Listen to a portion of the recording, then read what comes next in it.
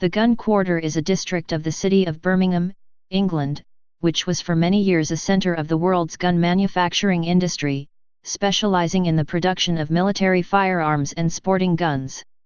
It is an industrial area to the north of the city centre, bounded by Steelhouse Lane, Shadwell Street, and Loveday Street. The first recorded gun maker in Birmingham was in 1630, and locally made muskets were used in the English Civil War. By the 1690s, Birmingham artisans were supplying guns for William III to equip the British Army. The importance of the trade to the town grew rapidly throughout the 18th century, with large numbers of guns produced for the slave trade. The 19th century saw further expansion, with the quarter meeting the demand for the Napoleonic Wars, Crimean War, American Civil War, and the furthest outposts of the British Empire. During both the First and Second World Wars, the area played a major role in the manufacture of small arms for the British armed forces. After the First World War, demand fell, the need for skilled, specialized labor fell as the market became flooded with cheaper, machine-made guns, and gun manufacturing in the area began a slow decline. In the 1960s, a large part of the Gun Quarter was demolished by post-war town planners, with the area split in two by the construction of the Birmingham Inner Ring Road. Following the Big City Plan of 2008, the Gun Quarter is now a district within Birmingham city centre. Many buildings in the area are disused, but plans are in place for redevelopment, including in Shadwell Street and Vesey Street. History. 17th century. During the early to mid-17th century, Birmingham's population numbered only several thousand. The town was home to many foundries and workshops that made a wide variety of metalware, including guns. Sir Richard Newdigate, one of the new, local Newdigate baronets, approached manufacturers in the town in 1689 with the notion of supplying the British government with small arms. It was stressed that they would need to be of high enough caliber to equal the small arms that were imported from abroad. After a successful trial order in 1692, the government placed its first contract. On January 5, 1693, the officers of ordnance chose 5 local firearms manufacturers to initially produce 200 snap-hands muskets per month over the period of 1 year, paying 17 shillings per musket, plus 3 shillings per hundredweight for delivery to London. 18th century. At the start of the 18th century, gun manufacture was concentrated in the Digbeth area, but 50 years later the trade had moved to the present-day Gun Quarter. Many of the gunsmiths also expanded to less cramped parts of the city. The Gun Quarter is a very small area, and early accounts describe many higgledy-piggledy houses and factories with different gunshops and gunsmiths residing in close proximity to one another. A commemorative plaque in the Gun Quarter claims that around this time Birmingham was the foremost arms producer in the world, the town's closest rival being London. By the end of the 18th century, the Gun Quarter had become a thriving gun manufacturing community. Government viewing rooms were opened in Baggot Street in 1798, employing 60 or 70 people to ensure that guns produced were of the necessary standard to provide for the British Army. Military use, however, was accompanied by a major market in the Atlantic slave trade. A 1788 parliamentary report counted over 4,000 gun makers, with 100,000 guns a year going to slave traders. 19th century. The British government began to rely heavily upon the skilled gun manufacturers of the town. The Napoleonic Wars required special efforts, and between 1804 and 1817 a total of 1,827,889 muskets, rifles, carbines, and pistols were manufactured for the government alone. 3,037,644 barrels and 2,879,203 locks were made and then delivered to London for assembly, and around 1 million items were also delivered to the East India Company, which fought alongside the British forces.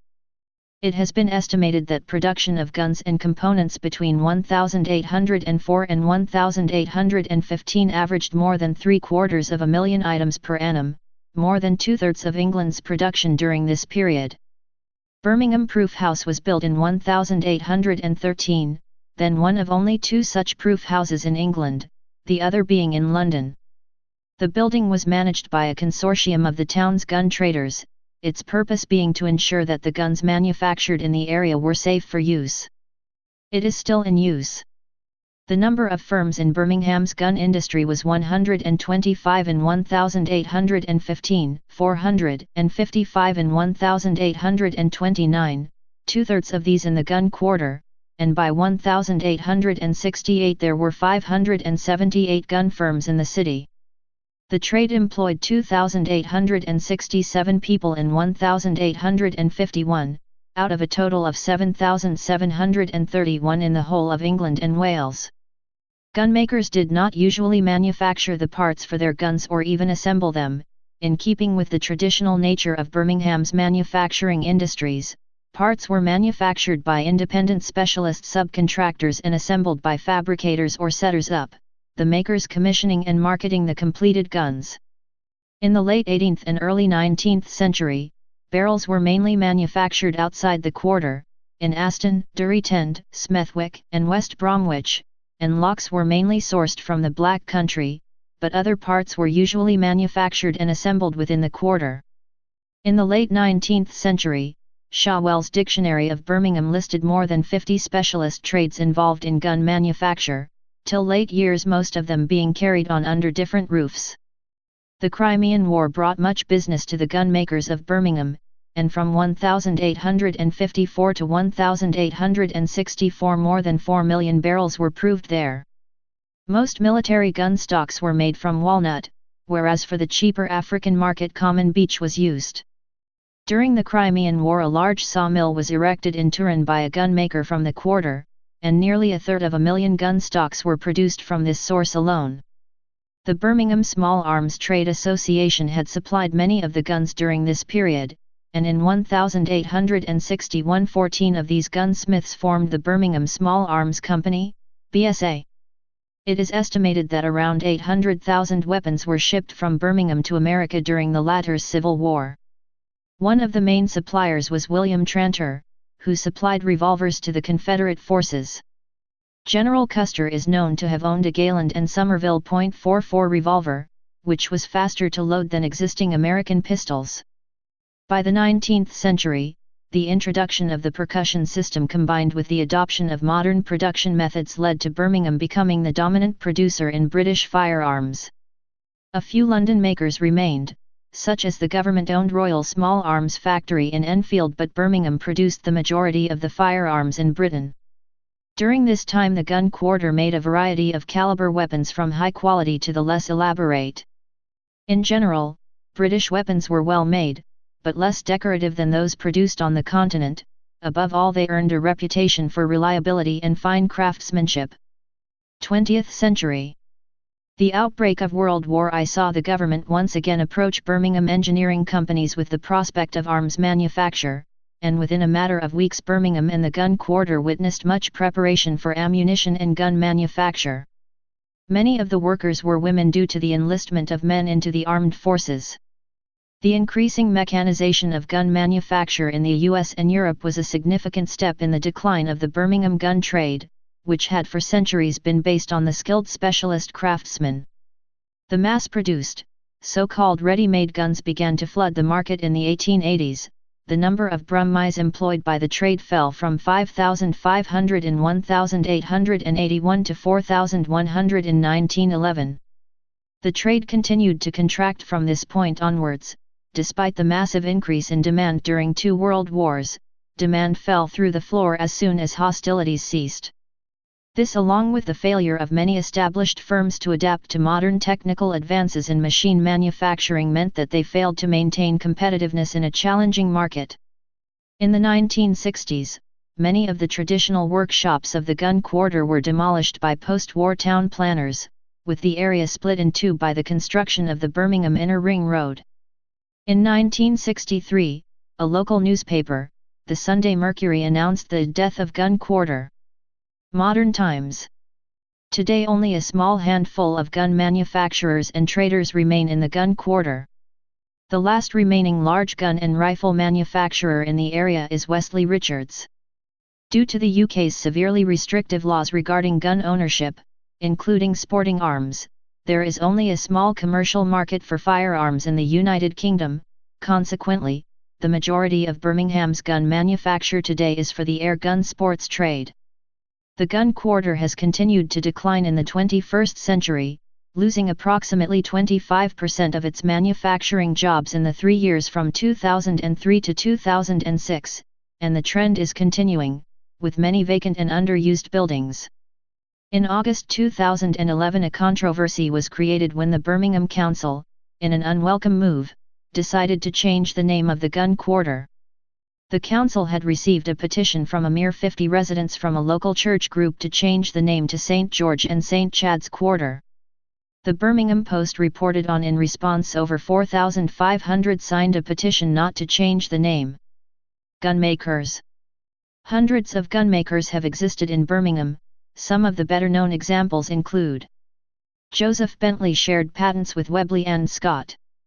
Thomas Bland & Sons, now trading in the USA but still using Birmingham proof for quality assurance. Brandlin and Somerville, eventually Gayland and Somerville.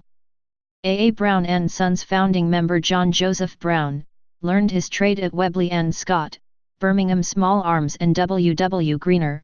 The company was still trading in 2007. Thomas Chambers, originally of Bristol, manufactured in Birmingham from 1753 to 1757, at which point he moved to London. Farmer and Galton supplied weaponry to the Company of Merchants in Africa. W. W. Greener owned the large prize gun works in Loveday Street.